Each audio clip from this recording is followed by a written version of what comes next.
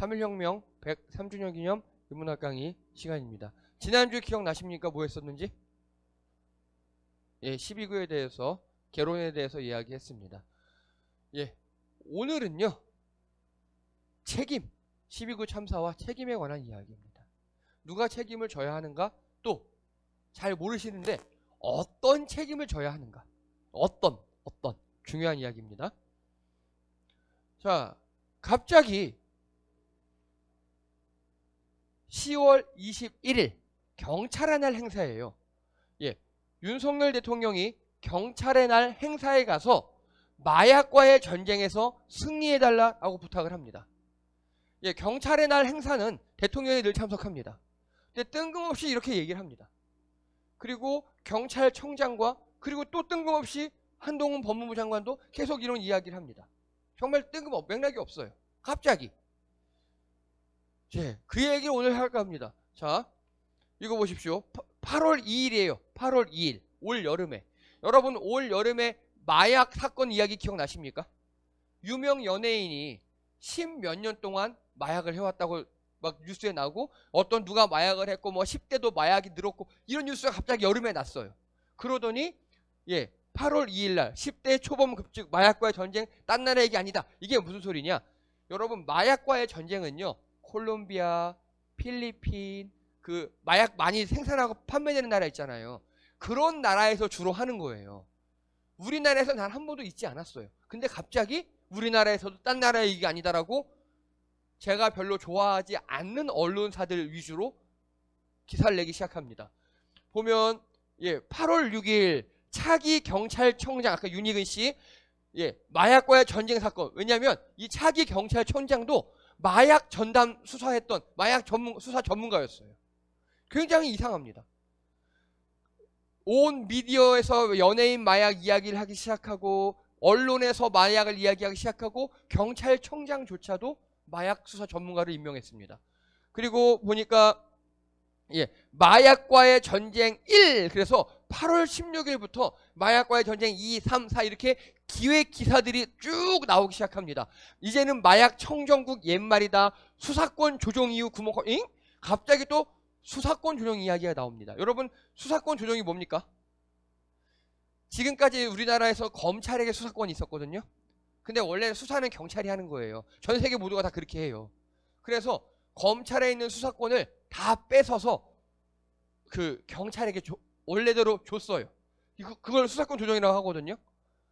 이렇게 이야기합니다. 그래서 뭐 지난해 마약 밀 반입량 1톤 넘어, 전년 대비 얼마 증가, 검찰 수사한다, 경찰 수사에 부담 가중한다, 이렇게 해서 갑자기 마약과의 전쟁에서 검찰이 필요하다, 막 이런 뉘앙스를 풍기고 있어요. 자, 그리고 이거 보십시오. 갑자기 한동훈 법무부 장관이 검찰 수사를 확대를 선언합니다. 그리고 대검에서 마약 조직범죄와의 전쟁을 선언합니다. 8월 16일 날. 그리고 뭐 대검에서는 173개 조복 DP도 엄정 대응한다, 법무부 현대한다, 어쩌고 등등등. 갑자기 마약에 대해서 막 나팔을 불더니 검찰이, 아, 이거 수사권을 경찰에게 줘서 그래. 우리 검찰이 수사하면 괜찮아질 거야. 이렇게 막 합니다. 대충 느낌 오시죠? 네, 대충 느낌 옵니다. 자, 그러더니 그 10월 21일 날 윤석열 대통령이 아동 스토킹 사기 범죄의 근절 지시하면서 마약과의 전쟁을 선포합니다. 예, 경찰의 날 기념식 때. 그리고요, 당이라는 거는 국민의힘을 이야기합니다. 여당, 정은 정부를 얘기합니다. 마약과의 전쟁, 검경 수사 영역을 총동원 한다. 검찰도, 원래 검찰은 마약 수사를 못하게 돼 있어요, 지금은. 근데 대통령도 그렇고 법무부 다 나서 얘기하니까 검찰도 이제 수사하기 시작합니다. 그래서 윤 특단 대책 추문한다, 총리실이 한다, 뭐 경찰이 볼까 어쨌든 이렇게 쭉 얘기합니다. 그리고요, 자, 여기 보세요. 사기 범죄의 근절을 지시했죠. 이 사기의 대표가 뭔지 아십니까? 전세 사기예요. 윤석열 대통령이 전세 사기의 근절이라고 얘기했어요. 근데 그거 수사하는 줄 아십니까? 안 해요. 안 해요. 안 합니다. 제가 그걸 직접 해봤는데 경찰에서 이렇게 쉬더라고요. 안 해요. 다 지금 마약하고 있어요, 지금. 그리고요, 이거 보십시오. 윤석열 대통령 마약과의 전쟁 선포하자 검찰 중심 특별수사팀 1년 가동합니다. 원래 검찰은 마약 수사 못하게 돼 있다고요, 지금은요. 근데 이러면서 검찰이 수사하게 생겼어요. 그리고요, 한동훈, 이거는 이제 최근 거예요. 최근 기사. 이태원 참사 일어나고 난 다음에 검수완박으로 이태원 참사 수사 못한다. 지금 한동훈 이 사람은요, 이태원에서 12구에서 몇 명이 죽었다 뭐 그런 거 희생당했다 개념이 없어요. 뭐만 있냐? 검찰 이러고 있는 거예요. 자, 그러면 여기까지 기사들을 쭉 보면요, 마약과의 전쟁, 윤석열 대통령은 지지율 회복하려고 하는 겁니다. 지지율 회복하려고. 이거 하면 돼요, 안 돼요? 돼요. 해도 돼요. 아니, 마약과의 전쟁? 아유, 마약 나쁜 거니까 해야죠. 그리고 한동훈 장관도 검찰 수사권 복귀를 위해서 이런 것들을 뭐라고 합니까? 이런 것들을 정책이라고 합니다. 정책. 이해되시죠? 정책. 이게 윤석열 대통령의 정책이고 한동훈 장관의 정책인 거예요. 어떤 것에 중심을 두고 일하느냐. 즉, 국가 자원을 어디에 우선순위를 두고 분배하는가. 여러분, 검찰도 한정돼 있죠. 몇천 명. 경찰도 한정돼 있죠. 이들을 어디에 집중적으로 배치해서 우리 삶을 개선하는가. 이게 정책이라고 합니다. 정책. 이거 정치인들이 하는 거예요. 우리가 그 정책을 듣고 공약을 듣고 뽑는 거잖아요. 여러분, 윤석열 대통령은 검찰 출신이에요. 당연히 검찰을 중요하게 생각하겠죠. 그리고 이렇게 수사 이렇게 하겠죠. 예. 그래서 이렇게 마약과의 전쟁에 정책을 땅 방점을 두고 실시하기 시작했습니다. 그런데 이거 보십시오. 마약류 범죄 백서 중에 이게 올 초에 검찰에서 발간한 마약류 범죄 백서입니다. 여기 보면 마약이 있고 항정신성 의약 물질이 있고 대마초가 있어요. 이거 보십시오. 연도가 가면 갈수록 줄었다다가 오히려 2021년도에는 줄었죠. 그리고 여기 제일 위에 노란 게 대마죠. 대마를 빼고 심각한 건 마약과 요 향정신성 물질이거든요. 요거 두 개만 보세요.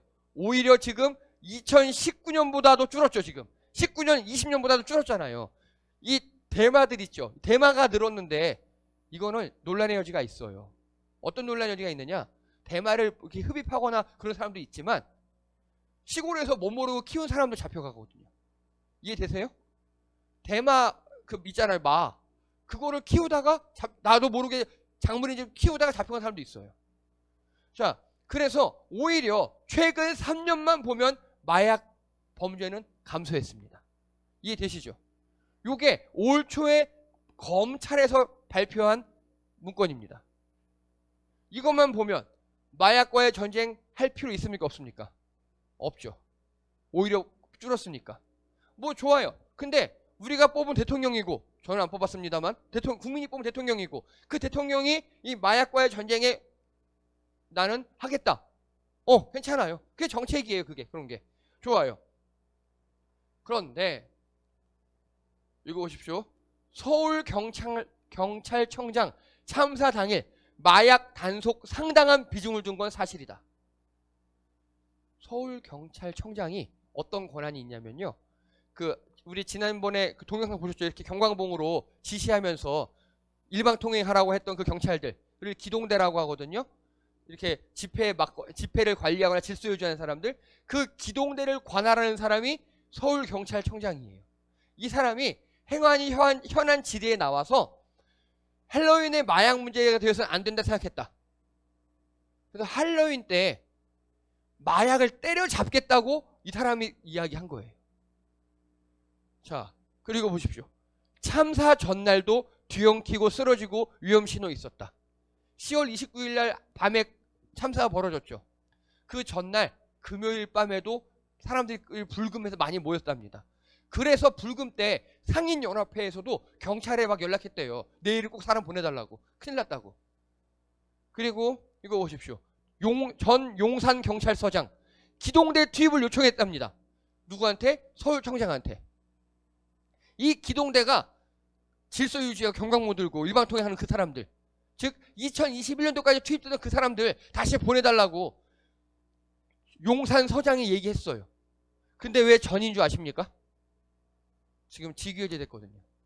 예, 경질됐어요 이번에. 자, 서울청장이 검토해서 거부한 것을 알아. 이 사람이요. 이 사람 입장에서, 용산서장 입장에서는요, 자기 상관한테 2번이나 건의를 했대요. 2번이나. 근데 2번 다 거부했대요. 기동대 보내면 안 된다고. 무슨 말이냐? 여러분이 어느 직장의 중간 간부예요. 그래서 뭐 과장쯤 돼요. 근데 부장한테 얘기했대요. 한 2번이나. 근데 부장이 안 된다 그랬어요. 그럼 3번 이야기하기 힘들겠죠. 이 사람은 공무원 사회에서 할 만큼 한 거예요.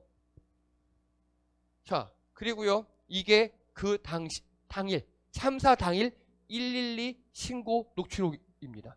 보세요. 첫 번째 신고가 6시 34분에 있었어요. 무려 참사 4시간 전에. 뭐라고 했느냐? 사람이 계속 밀려 올라와 압사 당할 것 같다. 전 이 전문을 다 봤거든요. 이 신고한 시민이 정확히 얘기해요. 밑에 지하철에서도 올라오고 위에서도 내려오고 가운데 껴서 압사당할 것 같다고. 그러니까 경찰 좀 보내줘서 일반 통행으로 해달라고. 작년에 그렇게 했다고 그렇게 얘기합니다. 그리고 계속 하는데도 경찰들이 움직이지 않아요. 더 정확히 말씀드리면 112 신고하면 파출소에서 움직이잖아요. 파출소에서는 어떻게 할 수가 없어요. 왜냐? 서울경찰청장이 이 인파를 정리하는 기동대를 투입하는 권한이 이 사람한테 있거든요. 이 사람이 막아버린 거예요. 그러면 이 사람은 왜 막았을까요? 이렇게. 자, 보세요. 윤석열 대통령, 국무총리, 경찰청장, 한동훈 장관 다 뭐에 방점 찍고 있죠 지금? 마약. 그래서 이 참사 당일날 마약 전담팀이 있죠. 마약팀은 경찰 정보기구 하면 안 되잖아요. 사보기구 은밀하게 침투해야 되잖아요. 그들이 100단위가 풀어졌답니다. 거기 70명에서 100명 이상이 거기 투입이 됐대요. 그래서 서울경찰청장이 이 경찰기동대는 경찰 정복 입고 경광봉 들고 그러고 다니거든요. 이들을 투입하지 않은 거예요. 이해되십니까? 예.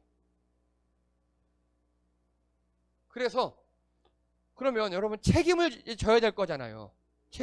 이 책임을 자 이제 우리 좀 공부 좀 하셔야 됩니다. 예. 저희가 참 이런 나라에 살다 보니까 별의별 걸 다 공부하십니다. 자, 먼저요. 법적 책임이라는 게 있어요. 이건 뭐냐? 피해를 끼쳤을 때 손해를 배상하거나 법적으로 못합니다. 제재받는 것. 그래서 뭐 징역형을 살거나 교도소를 가거나 벌금을 내거나 또 손해를 배상하는 게 이게 법적 책임입니다. 이해되시죠? 이거 뭐 다 아시죠?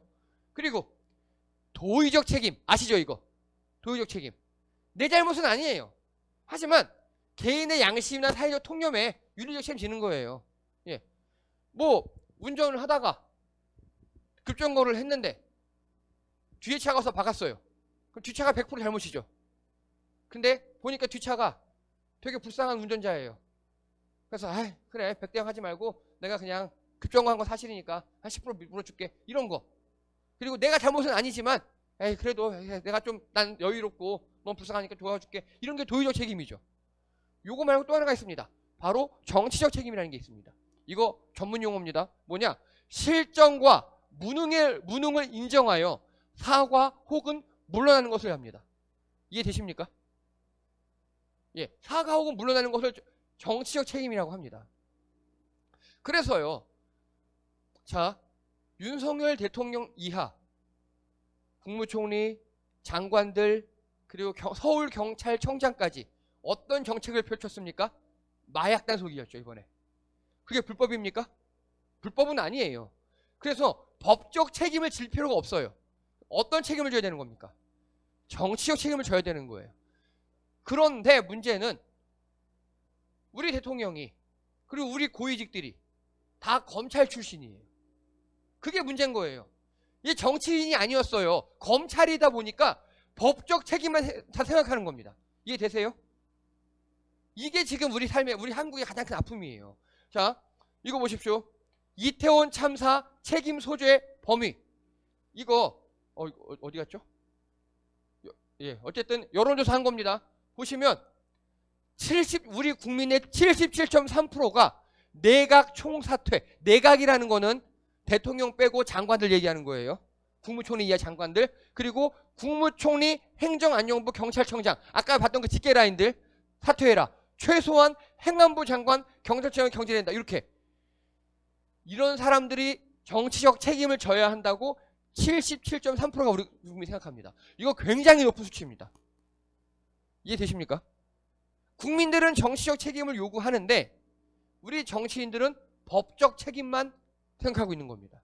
이게 아픔이에요. 이게. 자, 이거 기억나세요? 처음에 사고 나고 밀어 했던 이태원 토끼 머리띠 남성 경찰 조사 기억나시죠?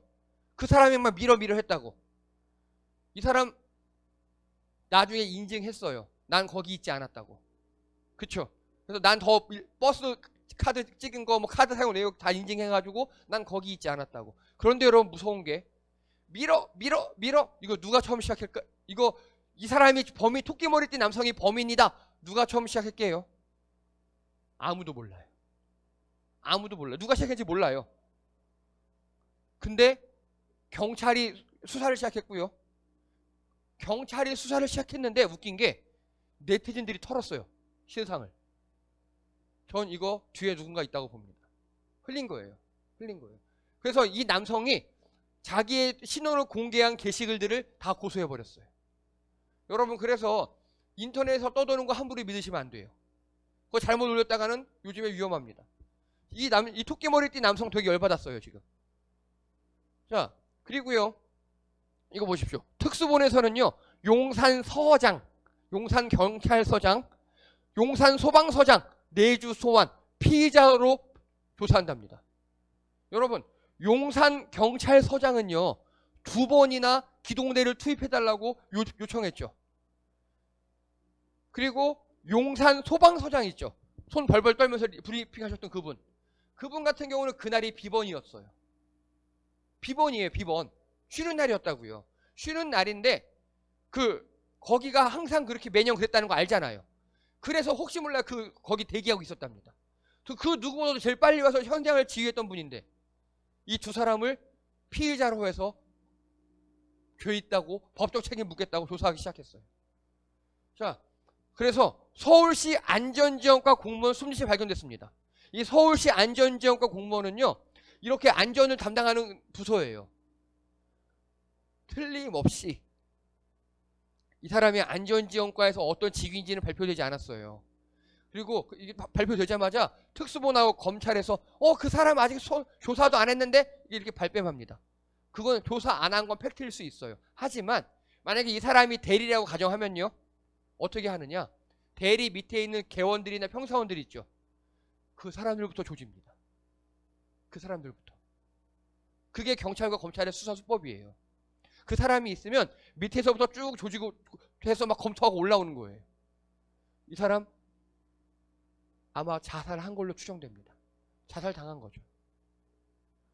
아니, 이태원 참사를 이 서울시 안전지원과 말단 공무원이 어떻게 막습니까? 근데 검찰은 이 사람부터 털고 있어요. 그리고 또요, 이태원 참사 용산서, 아까 거기 용산경찰서 정보계장 자살했습니다. 이 사람은 계속해서 서울에다가 기동대 투입해주세요라고 요청했던 사람, 실무자. 근데 검찰은 또 똑같이 얘기해요. 용산서 정보계장 수사 안 했는데? 용산서 정보계를 다 수사했거든요. 지금 다 뭐하고 있는 겁니까, 이거 지금? 법적 책임을 물으려고 저 밑에 말단들, 힘없는 사람들 조지고 있는 겁니다. 그래서 경찰 내부망에 왜 경찰관만 책임 묻냐? 행안부 장관, 대통령에게 책임을 물어야 한다고 지금 경찰들이 집단 반발하고 나섰습니다. 경찰들이. 그럴만하죠. 여러분, 경찰들이 얼마나 애를 많이 썼습니까? 지금 거기서. 시키는 대로 하는 건데, 공무원인데. 그리고요, 이거 보십시오. 소방노조, 소방관들, 소방노조에서 일선 지휘관의 참사 책임 묻는 건 7만 소방관들을 희생시키는 거다. 경찰 직업 똑같이 얘기했고, 서울시 게시판, 전국 공무원 노조 등등등등등등 해서 지금 다 들고 일어나고 있어요. 이 정부가 이렇게 말단 공무원들 정치적 책임을 지지 않고 힘없는 자들에게만 법적 책임을 전가하고 있는 겁니다. 이제 이해가 되시나요? 자, 여러분, 책임은 법적 책임, 도의적 책임, 정치적 책임이 있어요. 그런데 지금 이 정부는 정치적 책임을 어떻게든 지지 않으려고 하고 있어요. 윤석열 대통령 사과했습니까? 안 했습니까? 안 했어요. 안 했어요. 여러분, 예전에 삼풍백화점 참사, 성수대교 등등등 수많은 참사들이 우리에 있었죠. 기억나는 것들. 그때마다 국무총리나 대통령이 나와서 사과했어요. 아니, 질문할게요. 그 대통령이 무너뜨렸어요? 아니에요. 대통령은 사과했어요. 뭐냐? 관리 제대로 못했다. 그리고 내가 물러날 수 없으니 내 밑에 실무자들을 다 자르겠다. 국무총리 장관들 다 잘라버렸어요. 그게 대통령의 책임을 지는 방법이에요. 아까 우리 국민들도 보니까 그걸 원하고 있었죠. 대통령이 모든 걸 다 할 수 없어요. 실무는 장관들이 다 거의 담당합니다. 그래서 그들을 바꾸는 게 정치적 책임이에요. 그런데 이 정부는 그러지 않아요. 정치적 책임이 머리에 없어요. 절대 지지 않고 사과조차 하지 않아요. 여러분, 박근혜 전 대통령 탄핵당했죠. 탄핵당한 건 정치적으로 책임진 겁니까? 법적으로 책임진 겁니까? 법적 책임진 거예요. 법적으로. 법적 절차를 밟았으니까 탄핵이라는. 이승만 전 대통령은 하야했죠. 스스로 물러났죠. 그게 정치적 책임을 진 겁니다. 그게. 그렇지만 박근혜 대통령조차도 최순실 게이트 있을 때, 국정농단 사태 때 몇 번이나 사과했죠. 사과하고 세월호 때도 직접 분야하고 사과하고 그렇게 했습니다. 왜냐? 어쨌든 간에 무능했지만 정치인이에요. 근데 우리가 정치인이 아닌 수사만 할 줄 알고 압수수색만 할 줄 아는 그런 사람을 뽑아놓으니까 법적 책임만 이렇게 자기들은 아니고 힘없는 자들만 하고 있어요. 여러분, 봉화에서 탄광 무너진 거 뉴스 보셨습니까? 두 분이 결국 구조되셨죠. 그 생존 일기 보면 눈물겨워요, 진짜. 한 분이 완전히 우리 시대의 맥가이버예요. 요즘 시대로 하면은 야생 전문가. 그 탄광에서 텐트 치고 비닐 가져다 탱크 치고 산소 용접기로 불 피워서 그 커피포트 박살내가지고 거기 물 끓여서 먹고 몇십 일을 생존해 내셨더라고요. 자, 되게 좋은 이야기고 희망 있는 얘기죠. 이거에 대한 정부의 대응이 뭔지 아십니까? 그 탄광 회사를 압수수색했습니다. 그 정말 저랑 친한 목사님 중에 그 정선 카지노 있잖아요. 그 정선에서 고향이셨던 분이 있어요. 그 탄광 있는데. 그분께 여쭤봤어요. 혹시 탄광 매물 사고 났을 때 압수수색 당한 적 있냐고. 단 한 번도 없답니다. 보통 탄광에 매물됐어요. 그럼 정부가 하는 일이 뭡니까? 지원하겠죠. 지원. 뭐 특수부대 해주고 뭐 등등등등등등 뭐 이런 거 해주겠죠. 상황실 만들어주고. 이 정부는 어떻게 하느냐? 사건이 일어나면 압수수색 수사부터 합니다. 그래서요, 이번 12구 참사 때도 그 유가족들이 모이길 원해요. 왜냐하면 모여서 서로 나누고 아픔 나누고 서로 위로하고 그러길 원하거든요. 근데 그걸 서로 못하고 있고 그들이 어떤 변호사한테 묻는 말이 뭐냐? 공개를 할 수가 없다. 무서워서.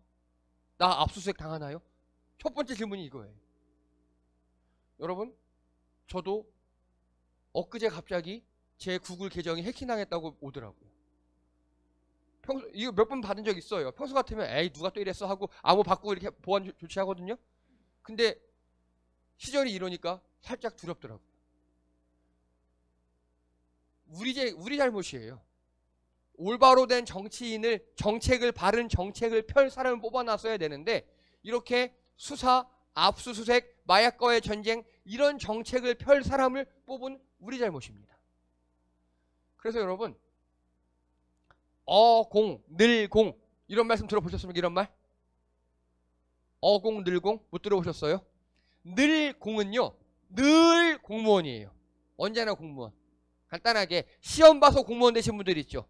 경찰, 소방, 교육공무원, 행정직 공무원들 시험 봐서 된 분들 급이 있는 분들 이런 분들을 늘공이라 그래요. 어공 들어보셨어요? 어공?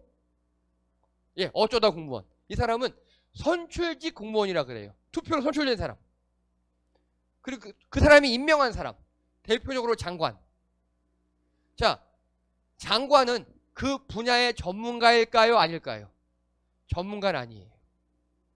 하지만 그 분야에 대해서 정책을 갖고 있는 사람이에요. 이해가 되십니까? 즉 어공, 어쩌다 공무원, 선출직 공무원이 늘공들을 데리고 이쪽 방향으로 가자라고 하는 겁니다. 간단하게 경찰청장 그 위에 있는 행정안전부 장관이 경찰 통수에 그 관련한 사람이에요. 행정안전부 장관이 자 이제는 전세 사기 많으니까 전세 사기범 잡자. 그리고 또 지금 부동산이 확 폭락하고 있으니까 자살하는 사람도 많을 수 있어. 대출 사기 있을 수 있어. 그런 거 잡자. 그러면 그 밑에 경찰들이 네! 하고 그쪽으로 움직이는 겁니다. 이해되시죠? 이게 투표의 중요성입니다. 우리가 어떻게 뽑느냐에 따라서 우리 공무원들이 움직임이 달라지고 우리 삶이 달라지는 겁니다. 그래서 오늘 보시면 그게 정책이 잘못됐으면 이런 사고가 발생하죠. 참사가. 그냥 작년만큼만 했어도 작년처럼 경찰 기동대 한 개만 보내서 15명이 경강목으로 일방 성행만 했어도 사고가 벌어지지 않았어요. 그럼 발생했죠. 정치적 책임을 주고 장관 자로 다 잘라서 만약에 해결이 됐어요. 그러면 새로 부임한 사람은 어떻게 될까요? 최소한 여러분 직장에 새로 부임하면 어떻게 새로 가면 어떻게 합니까? 파이팅이 좋은데 그거 인수인계 봤죠? 질문 이거죠. 야 전에는 어떻게 했니? 물어보겠죠. 그렇죠? 내가 과장인데 어느 회사에 들어갔어요? 경력직으로. 야 전에는 어떻게 했니? 물어보겠죠. 전에 이렇게 했어요. 또 보통 어떻게 하느냐? 야 한 달은 그냥 니네 하는 대로 해봐. 내가 지켜볼게. 보통 다 그렇게 하잖아요. 그렇게 기한 두고 뭐 원장이 어린이집에서 원장이 바뀐다든가 리더가 바뀐다든가 다 그렇게 합니다. 근데 이 정부는 그게 없어요. 그냥 전에 하던 대로 하고 거기다 내 정책을 추구해야 되는데 무조건 전에 하는 건 다 악마예요. 그렇게 해놓고 책임지지 않아요. 여러분 그래서 정치적 책임을 질 좋은 정책을 가진 그런 사람을 뽑으셔야 합니다. 안 그러면 이렇게 우리 삶에 큰 아픔으로 다가올 수 있습니다. 예, 수고하셨습니다. 이상입니다.